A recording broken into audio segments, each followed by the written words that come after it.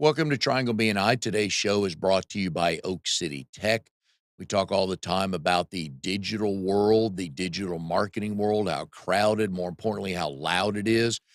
Difficult to get your message through to your clients and your future clients. So you need professionals like Drago and his team at Oak City Tech. Whatever you need, they can do. You go to oakcitytech.com, tell them what you're looking for. I know they'll be able to help you. Hi, everybody. My name is Mike Manning. Each week on Triangle BNI, we bring you a local small business success story. If you are not familiar with BNI, it is Business Networking International, the world's largest networking organization. Our little slice of heaven here in the Triangle, Raleigh, Durham, Chapel Hill, and the surrounding cities. Every week, about 30 chapters and around 520 members get together, and our job is to help each other grow our businesses. And our local small business success story today is Mike Hall with TransWorld Business Advisors of Raleigh. Mike is in RD 34. The name of that chapter is Pay It Forward. They meet Friday mornings at 8 a.m. at the Outback Steakhouse on Walnut Street in Cary. So if you're in that area, you want to meet some very, very good business leaders and good referral partners, I know they'd love to have you visit. Good morning, Mike. How are you? Great, Mike. Great to be here. Glad to have you. TransWorld Business Advisors, piece of cake job, ho hum. All you do is help people buy and sell businesses. No big deal, right? Yeah, I have a team of closing coordinators who do everything. I usually just lay on the couch and watch reruns. Did you know math was going to be involved? Yes, I did. My aptitude in this area has grown exponentially since I've started doing this work. It's funny when we look back at high school. Well, I'm not going to need that, and I thought that way about calculus. I don't know if you need. I don't know who needs that. Not me. But we look back sometimes. It's like, that is coming into play now. Seriously. Are you a numbers guy? Do you enjoy that now? Um, to a certain extent, yes. In the aspect that numbers represent a story. Yep. We'll get more into my background in a little bit, but I am not a classic math person to answer your question. But as numbers tell a story, it is very interesting to me. So you help people sell businesses, buy businesses. Yes, both. Yep. The primary focus we have is on helping business owners to kind of figure out what their end goal is, formulate an exit plan, and then help them to carry out that exit plan. But I also work with buyers as well. So let's talk about the seller side. And I love the planning ahead. You may not be ready today, but if you've got a business and you're kind of in that thinking about it stage, what's a couple things for that business owner to kind of start putting on paper? Kind of thoughts? Yeah, well, so many things, but I'll narrow it down. One of the most important things that a business owner has to stay on top of is keeping clean books. Yeah. Okay.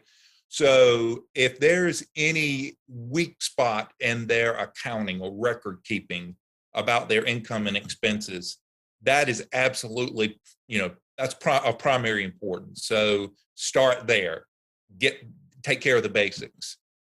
Beyond that, just making sure that you're maintaining that profitability year in and year out, and watching your expenses. It sounds very basic, but it's the fundamentals that matter when it comes to selling a business. In a previous life, I was a business broker for about a year in Daytona Beach, and got a listing one day, got everything signed, everything in order, went to meet with the owner, said, okay, now let's start talking. Let's evaluate, see what this business is worth. And he said, which set of books do you want to see, Mike? And I went, you only have one. You can either, in my mind, I'm simplifying it. You can either sell your business for profit or you can screw the government, but it's really tough to do both. So when they're looking at let's just talk about the good books. All right. Are you looking for, so let's say they had to do some cleaning up. Are you looking at like a year of that? Where after it's cleaned up and everything's in order, 2 years, what are they thinking about? Yeah. So ideally, what you want to have are 3 years of historical financials. So right now, if I were doing a valuation, I would be looking at 19, 20, and 21 completed taxes. And I would also want to see some type of, since we're late in the year, I'd want to see some year to date profit and Mm, loss. yeah. And the other thing I learned was, and I think we're all guilty of this, is we think our business is worth way more than it probably is. Because I know a lot of people look at, well, I brought in $250,000 last year, Mike. That's what I'm asking for. Yeah, but your net was 57.5. Is that a difficult conversation? I know it's needed, but can that be a difficult conversation sometimes? It can. And I've had this discussion a number of times, as you can imagine. What we try to do, or what I try to do, is to provide a little bit of perspective, Mm, because I think business owners, many of which feel like that they need to hit the lottery when they sell their business. And it's easy to get short sighted to forget, hey, if I've had this business for 10, 20 years, I've been profiting off of this business all along. And so I don't have to hit the jackpot when I go to sell it. mm. Um, and keeping that perspective in mind, but getting down to the brass tacks, the market is a very unforgiving force. And you know, and I sometimes I've lost potential clients because I do not um, overinflate valuations. I try to shoot very straight, very respectfully, very sensitively, but I'm going to shoot straight with you because I don't want to waste your time or mine when we go to sell if this thing is overpriced. It's kinda like pricing a house that you're about to sell. You can put $500,000 out there, but if all the comps say 410, you might be sitting there for a while with your house on the market. Absolutely, no Uh, doubt. yeah, and trying to get to the point of thinking about selling your business, what I love that you guys do, and here's a shameless plug, but it matters, is the confidentiality that you put their business on the market. Because a lot of people, because the last thing you wanna do is find out your employees and or your customers know you're selling, and that could cause a whole lot of phone calls you don't want. Hmm. Yeah, so that is absolutely crucial. I use this is a phrase I tell people when I'm, onboarding clients. I'll say, look, if you're selling a house, you want everybody and their cousin to know that you've got that house for sale. Mm, You can't do that with a business. You have to be discreet, and you got to protect your employees. You got to protect your customers. You got to protect your vendors. We want you to run that business as if you were never going to sell it. We want your foot on the gas all the way mm. up to the day of closing. And the only way that that's going to happen is if you've got somebody who can be an intermediary for you, who can do things very discreetly. And that is of absolute, importance to us. And I know there's no clear-cut answer for this question, but is there a window that they can expect their if the economy's good, depending on what definition of good is, and the business is fairly priced, how long might that some of those businesses be on the market? Yeah, that's a great question. And I get that quite often. So just here's a little stat for you. About 60 to 70% of businesses that get listed for sale never sell. Ooh, It's very sobering. Yes. Now, thankfully, our average is much better than that. But the reason is we have very clear cut criteria that we're looking for in a business that we list for sale. And I said all that to say, when we follow our criteria, so either you meet that criteria currently, or we're going to have to get you to that point. But we do that before we put your business on the market. That is going to, number one, greatly increase the chance of your business selling. Number two, it's going to also likely shorten the time it's going to take to get it sold. So on average, our businesses sell, I'd say anywhere between 6 to 9 months is our okay. average. Alright. and also looking at the different types of businesses. Some are where the business is not about the owner, and others are the owner is the business, where they know all the clients know them. They may have a staff or a limited one, and those can be difficult because that relationship that the owner has, I mean, that's what people are buying. They're buying that relationship to the owner, and that could cause not problems, but that could make it a little trickier to sell, right? Yeah. But the thing in the process that makes that successful is that transition time when you're going from current owner to new owner. You know, part of what a business owner is selling is their goodwill. And that's at the heart of that goodwill, is making sure that you're able to affect a very seamless and successful transition so that those clients know, hey, this new owner, I've vetted them. They've gone through a whole process to buy this business. I am confident that they're going to give you the same level of service that I did. Um, you can't put a price tag on that. Yeah. And moving over to the buyer's side, now we know anybody listening or watching today, if they're going to buy a business, we know they're going to call you because we're going to put your number up here a bunch of times. So let's assume they call you. So they have a dedicated professional on their side.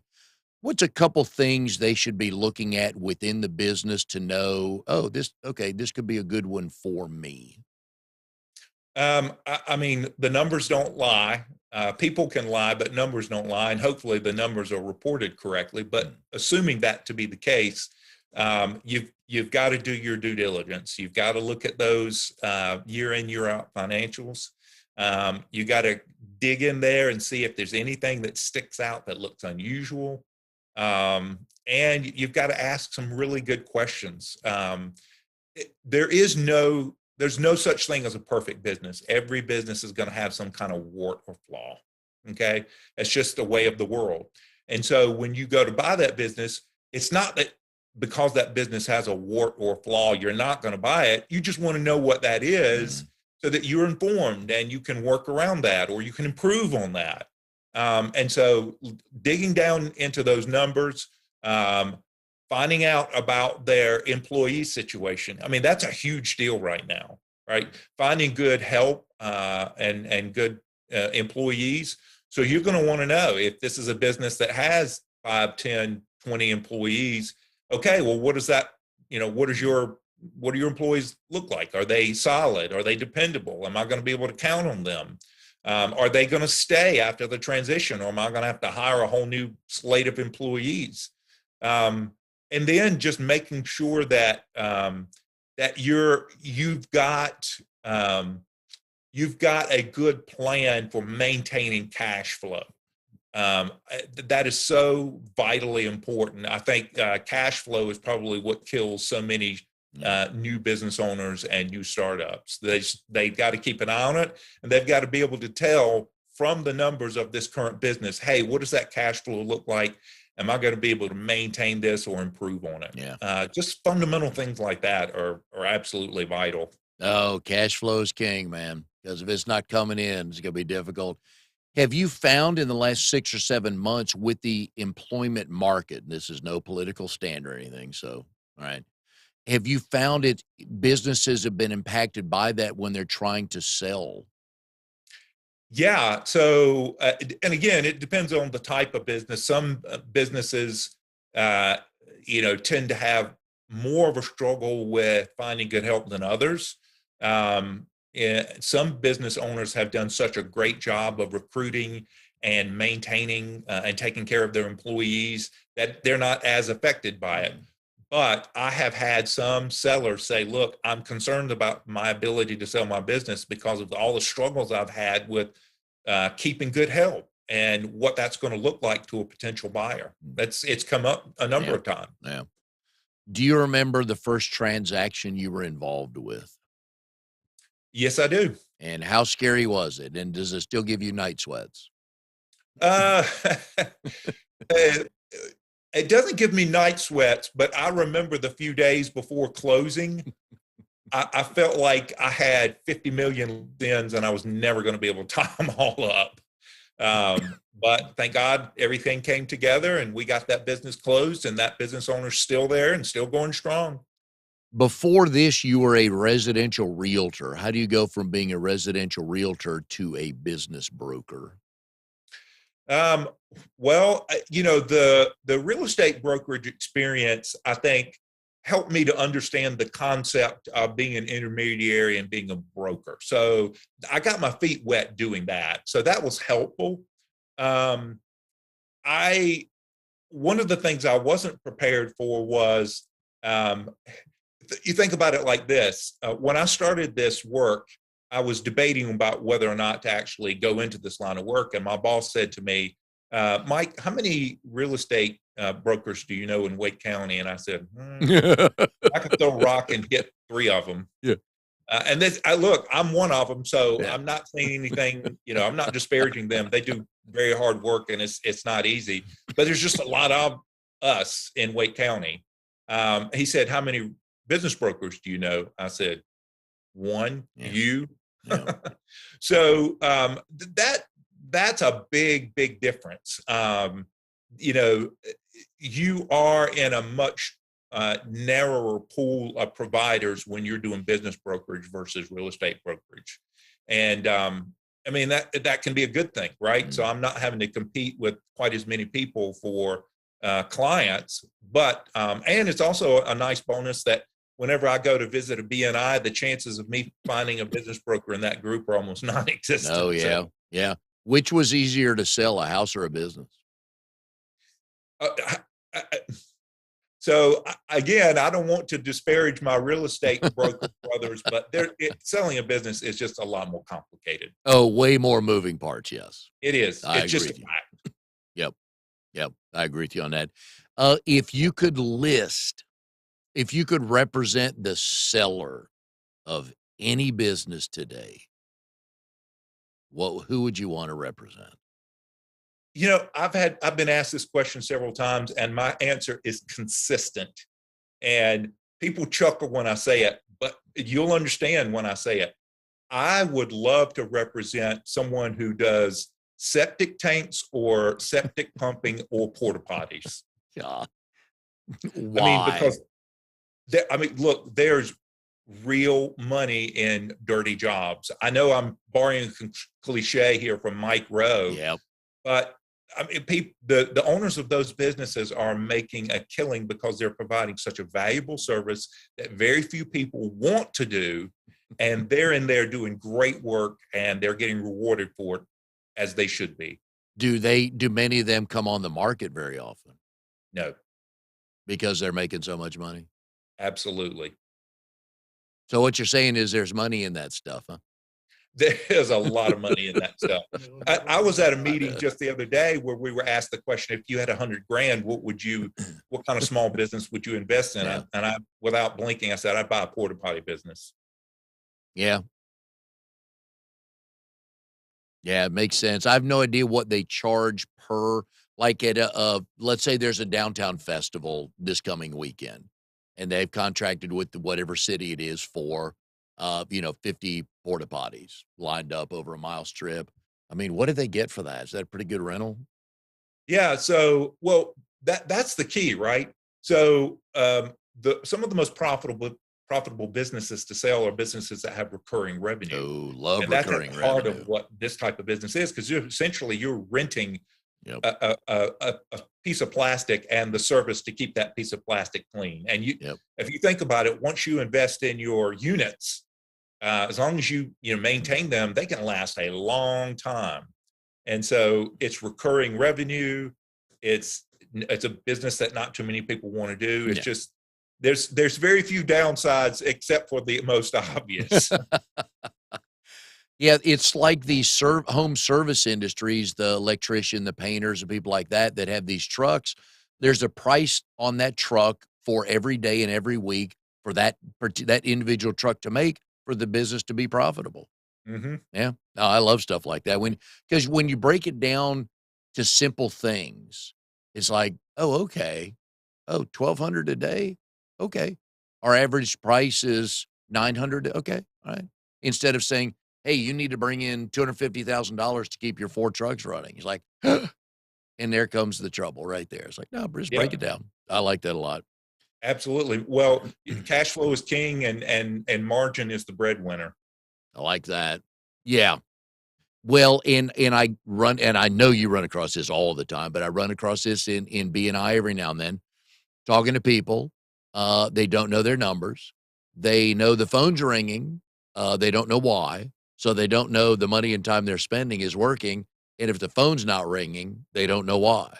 And it's like, man, so let's talk about when the phone's ringing, you got to know where your numbers are coming from.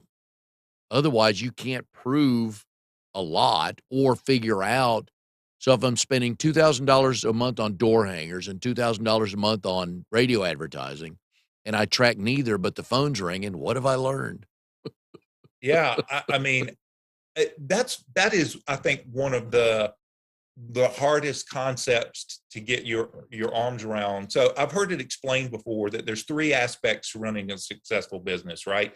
There's the customer service, there's the administration and accounting, and then there's the marketing piece. Mm, And the guy who I was listening to on a podcast one time said, "Look, you can be great at customer service. You can be great at doing administrative slash financial, but if you don't get that marketing part yep. right, you're going to starve to death." And it's absolutely correct. And you need to be able to quantify that and know where your dollars are going and how you can stretch them further and make the most of them. It's kind of like the reference you made to the house earlier. If your business, if nobody knows you have a business and they don't know you're open, what good are you doing? So the cold, Yeah, if hard a tree facts of falls that. in the woods and no one hears it, did it make a noise? Or if a husband makes a smart comment, but nobody's around to hear it, does it really count? And the answer is no, Yeah, but that's another podcast. that's another podcast for All another right. day. So you have a very different and interesting background of most of the guests. You have a theological and seminary background. Southeastern Baptist Theological Seminary, Crescent Christian Academy is where he went to school. And forgive me if I pronounce this wrong. Julius Maximilian's University of Würzburg. That is correct. All right, that's not in North Carolina, that much I know. I'm thinking Germany, right, or Austria? Germany. Okay. How did you get there? Okay. It's a long story, but while I was studying counseling for my graduate degree, I was working at a local church in the area. And I had a good friend of mine who was also working at that church.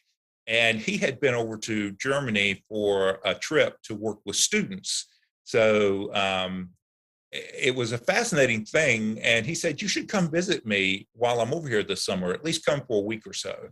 I had never been to Germany before. And honestly, I was kind of Germany neutral. I didn't have a bad opinion of Germany or a good opinion of Germany. It was just a place. But I went and stayed there for a couple of weeks. And then he and I came back to the States together at the end of his time there. And I absolutely fell in love with the place. The students were really neat kids to work with. The country is absolutely gorgeous. The food was amazing. Yeah, there was just a lot to love about that country. Plus, I'm a history buff, so I mean, everywhere I turned was something historical and fascinating to me. So I really enjoyed it, and so I ended up going back there to serve to work in a couple of different churches, helping them with their students over about a 2-year period. Very nice. Did you take advantage of traveling around Europe while you were there? I did, yeah. In fact, I was able to get to several European countries, but more importantly, I spent a lot of time in Germany, just kind of doing a little bit of research and learning more about the Protestant Reformation and Martin Luther. And I had where I lived was only about an hour and a half away from the Wartburg Castle, where Martin Luther translated the scriptures from Latin into German, Oh, and wow. where it's supposedly he wrote the hymn "A Mighty Fortress Is Our God." And I was able to tour that many times and see that bit of history, and it was absolutely fascinating. Wow, I like that. And the history there, you could have stayed. You could still be there today learning and learning things in that world, and I know it probably would have been fun to hang over there. Yeah, Um, Sure I've got was. a niece in Germany. Her husband's stationed in the army over there. And every now and then on Facebook, they'll just pop up with pictures. Hey, we're in Austria. Decided to come over here. And it's basically kind of like driving from, I think, Raleigh to Richmond. Hmm. Sometimes when you go to these European countries, it's just not that big a deal. It's just like No, us crossing state lines here. yeah, no, and that was one really cool thing. So while I was at that university in Würzburg, I joined a fraternity, men's fraternity, and I got to be good friends with some guys in a sort of a brother fraternity in the same town. And one guy in particular, he was a tour guide and was a student and spoke excellent English, and we got along great. So there were a number of trips that we took together, but one of the more memorable ones was when he took me down to Salzburg, Austria, which it took us Ooh. maybe about 6 or 7 hours. Maybe it was 8 hours now that I think about it, to get from where we lived, where we were, over all the way over to Salzburg. And absolutely beautiful, Yeah. gorgeous. Love the movie Sound of Music. I bet it's, yeah, gorgeous over there. Yep. So Crescent Christian Academy is the one in Durham, is Yep. where you went, correct? Yep. What was the best thing about going to high school there? Um, so I felt like at that school and at that time, we just had a great sense of community. Mm. We had a great high school choir that I was able to take part in, and we toured and traveled, and um, it was just a great environment to grow up in. Some people look back on their high school years with awkwardness or negative memories. Not me at all. I Yeah. loved high school. I had a great experience. Had some fantastic teachers. It was a very formative time for me, and so I'm very grateful for the time that I had.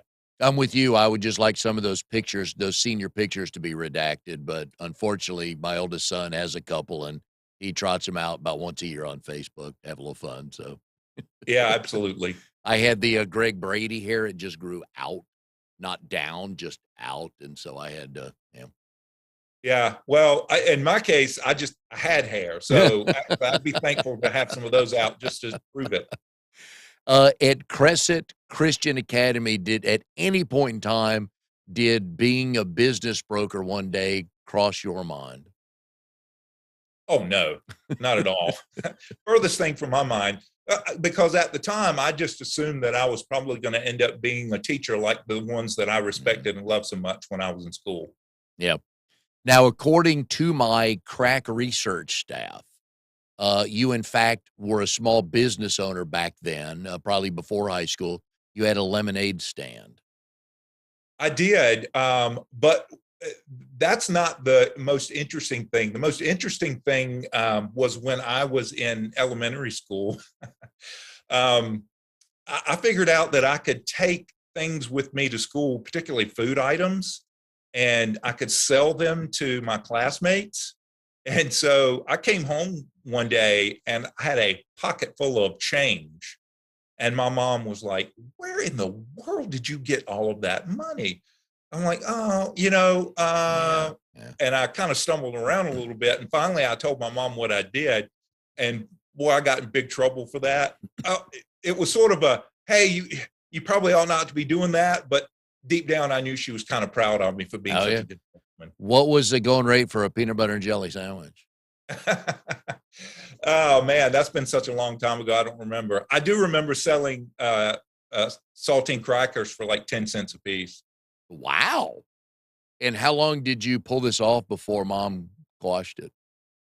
I probably only did it for maybe a couple of weeks before she got wise. My mom is a very sharp Mm. and wonderful lady, and so it's hard to get too much by her. Well, and usually we learn as parents, we learn things at the washing machine when we're checking through pockets.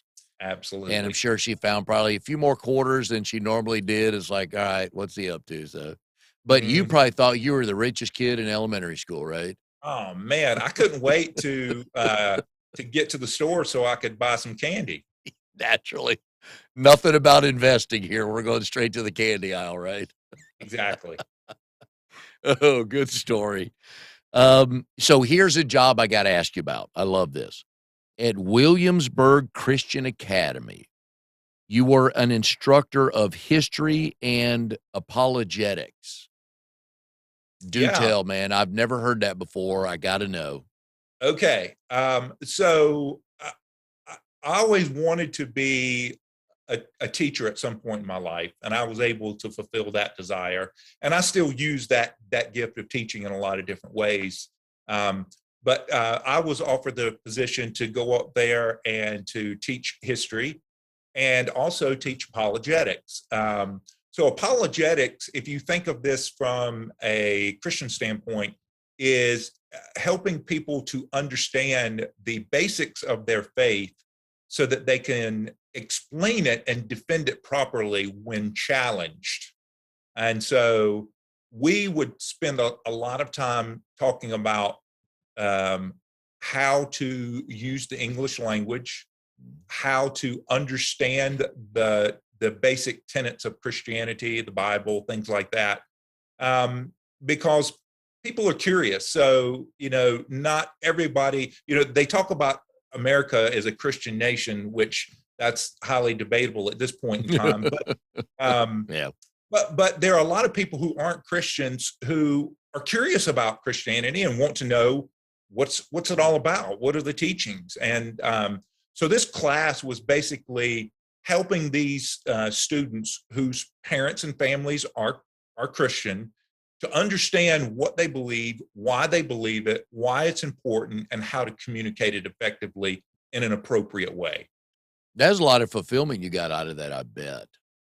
Oh yeah, I loved it because I like the idea of uh, sort of healthy debate. I don't mean like rancorous, divisive debate, Yeah. but healthy dialogue, which is something I feel like that um, any academic setting should be, a place where things can be debated in a healthy way and Yeah. where things can be questioned and discussed. And,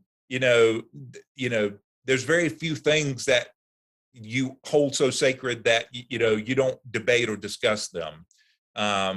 Almost everything is on the table for discussion. And I had the opportunity to sort of cultivate that mentality with those students, and I thoroughly enjoyed it. It was great. I yeah, today you're right. I mean, on TV, there's a lot of people swearing to God about the other side of the aisle. Let me just say it that way. But I don't know why I can't in today's, and we're not going to get off on a tangent here, but I don't know why I can't just ask a question about something and not be branded immediately or labeled. Like, don't you want to learn? Like, okay, so if you and I disagree on something and we're good friends, I'm like, I'd ask you about it. I just want to know. I try and change your mind, just trying to understand. Because sometimes it's good for all of us to defend what we believe and what we say. Yeah, absolutely. This is one thing, again, not getting political, but in the environment in which we live now, people can't have civil discourse. Yep. Everything's got to get nasty really quick. I'm no fan of that at all. Now, if you were to ask me, are there some things that I believe and hold to that I'm not going to back down from? Mhm. Absolutely. Yeah. But I don't go around beating up people on the head with those ideas. I take it to the marketplace and we talk about it like adults. And if someone sees my point of view, great. If they don't, that's okay. Yeah. But I feel like we've lost that. And that's why I enjoyed teaching that class so much, because that's exactly what we did. We created that environment for us to have a marketplace of ideas, to discuss things, Yeah. and to give these students some critical thinking skills and some communication skills so that they would be equipped for life to be able to carry out civil discourse and, of course, share what they believe. And I hate it that we've lost that in this country. I'm with you. I enjoy good, healthy discussion just to learn, and we can part. We can still have a glass of tea or a beer or go play golf, whatever. I'm not going to lose you. Anyways, all right. Absolutely. So let's get on to one of your favorite topics. Your wife, Patty. Mhm. I always like to ask folks on the show, how did you meet, and do you both tell the story the same way? Um, so I'll answer the first question. How did we meet? So I was actually an old bachelor. I never thought I was going to get married. It was just one of those things. It just busy in life, traveling a lot. It wasn't that I was against it. It just one of those things. And so I happened to be in it was a Christian dating site, and I happened to notice this lady, her profile, and I thought, well, she's what the things that she writes in this profile intrigued me, um, because I had very high criteria in terms of belief and faith, and the things she wrote, they were very touching. And so I thought, I'd really like to get to know this lady. So long story short, we ended up connecting and communicating back and forth. She was living in California at the time, and she has a brother-in-law and sister and two nephews who live in Apex. And she was debating whether or not should I move to North Carolina, because she's a nurse, and so she was thinking about getting a job at one of the major hospitals here, or am I going to take my skills back to Taiwan, where she was from, and just practice nursing back in Taiwan and be with her family in Taiwan. And so once we met and started discussing and sharing ideas and just getting to know one another, she decided that, hey, I think I want to try North Carolina. And so I'd like to think that I was a big part of that. So she moved to the area, and we ended up getting married. And I am so much better for it. We will say today at 11:38-ish Eastern time that was the reason why she moved to Apex. We will make it so. It is now on tape, so it cannot be refuted. So, yes, There you I'm go. good I with that. like it. That's my story, and I'm sticking to it. Now, does she tell the story the way you tell it? Well, like any lovely lady, she puts a lot more color and detail into it. Yeah. Us men are pretty much, straight to the point, but the essentials are the same. But once she got a good look at that mug of yours, she thought, "I'm moving. I gotta see more of that," right? Yes. Well, I mean, that obviously was an attracting factor, but man, when she saw how hard a worker I was, Yeah. and how I'm just, compassionate and caring and all these other things, and it's getting kind of deep in here, so we better move on. Yeah, and 51% snark, right? Exactly. All right, so tell us why you're a bachelor right now. Okay, thank you for asking that. So this is my first extended period of bachelorhood since we've been married. We're been married going on 5 years now. But my wife, she sacrificed a lot, to be with me and to live here. And she's a citizen of the United States now, but the only family she has here now are her brother-in-law, sister, and nephews, and me. All of her other family in Taiwan. So because of COVID, she hasn't seen her mom and her brother and sister and nephews and all in Taiwan for 2 years because of COVID. Wow. And so she graduated from ECU with her Doctor of Nurse Practitioner degree back in May, passed her board exam first time, brilliant lady. And we both decided that since now she's in the process of discovering what nurse practitioner jobs might be out there, it would be better for her to take a trip to visit her family now before she starts a new position, if it works out for her to be able to do that. And so I couldn't be gone for that long. She wanted to go for 5 weeks. And so I said, babe, look, I'm not going to hold you back. You go on over there. I'll take care of things here back home. And then, God willing, I'm going to go to join her in about 3.5 weeks. Oh, nice. And you have been there before, because I know you travel a lot. Yeah. So this will be my 3rd trip to Taiwan. You enjoy it over there? Oh, man, it is a beautiful country. Beautiful country. The food there is amazing. And it is, the exchange rate is, I think, roughly 30 to 33 new Taiwan dollars to the American dollar. Oh. So I feel like everything is really inexpensive, especially food over there. And so I feel like I'm living like a king when I go over there. Not to mention the fact that it's just a beautiful country with really, really Mm. kind and friendly people. I bet when you two started dating, you started eating better, didn't you? Oh yeah, Oh, yeah. She's a good cook, and her mom, my mother-in-law. Wow. There's no Chinese restaurant in America that can compare to Mama's cooking. no, no, and wise decision on that. All right, so another interesting thing I found out about you, and I'm gonna butcher the word here, but you said you are a Enneagram 2? How do I say that? That you thrive off helping people. Yeah. So What is that? I've never heard that before. yeah. So I honestly don't know. I'm not an Enneagram scholar. I did take that test, and I did like what it told me. I felt like it was somewhat accurate that I enjoy coaching people up, helping them, assisting them to be successful. I derive great fulfillment from that.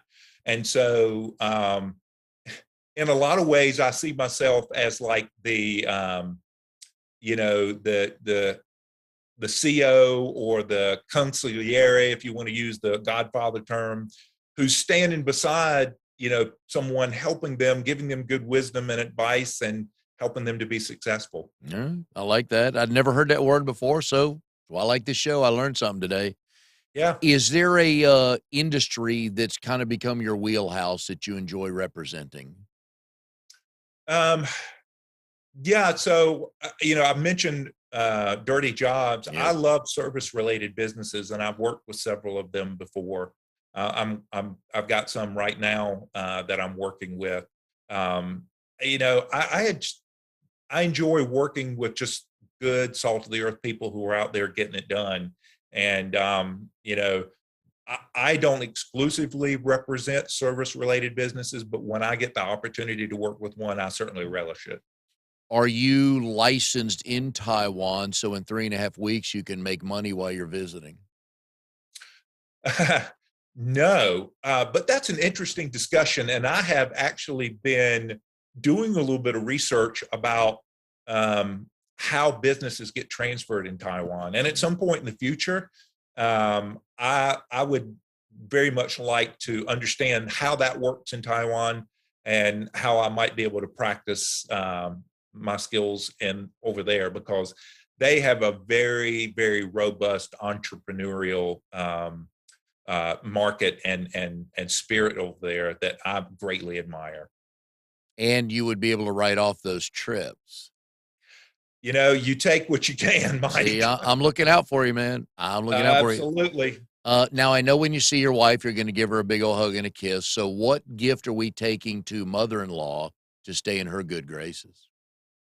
Okay, so interesting that you mentioned this. So, culturally speaking, there's certain gifts you should never give an older person. And I had to learn this.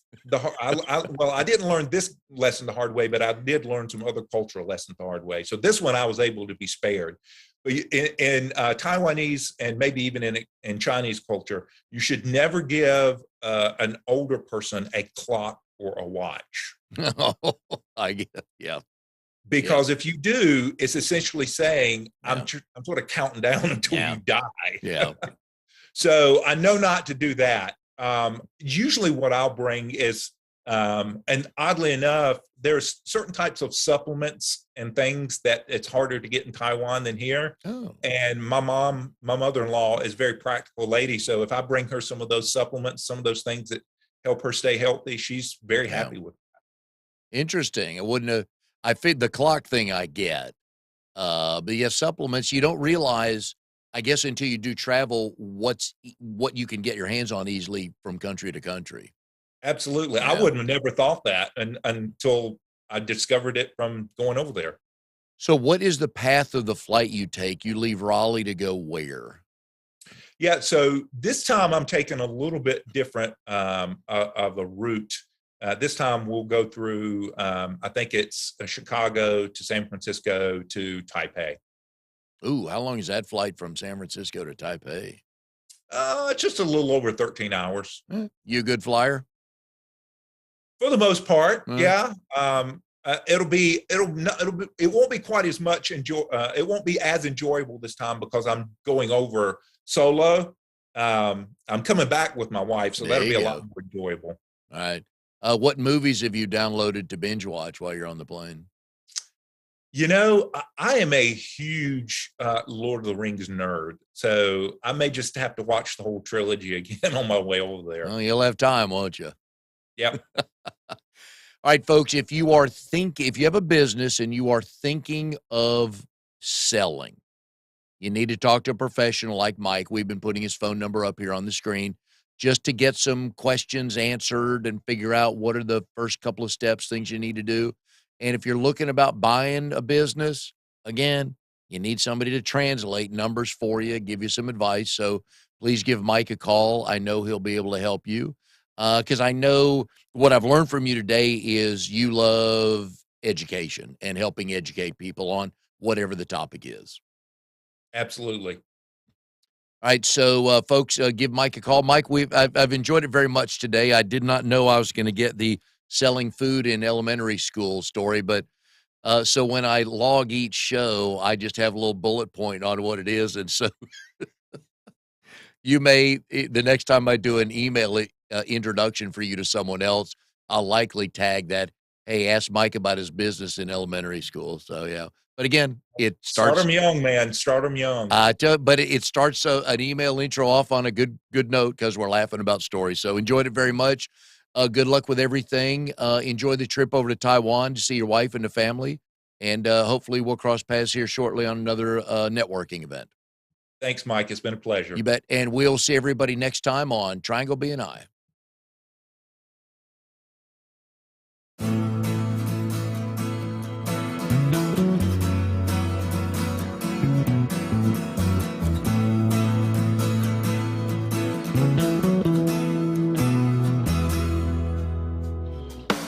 You are tuned to the Nissan Communications Network. If you tuned in too late, you can always watch each program in its entirety or download an MP3 audio file of it in the archives section at nissancommunications.com. Don't forget to subscribe to our YouTube channel, follow us on Twitter, and like us on Facebook. Sponsored by StreamingGear.com, Carolina Apparel, and DeltaForce.net.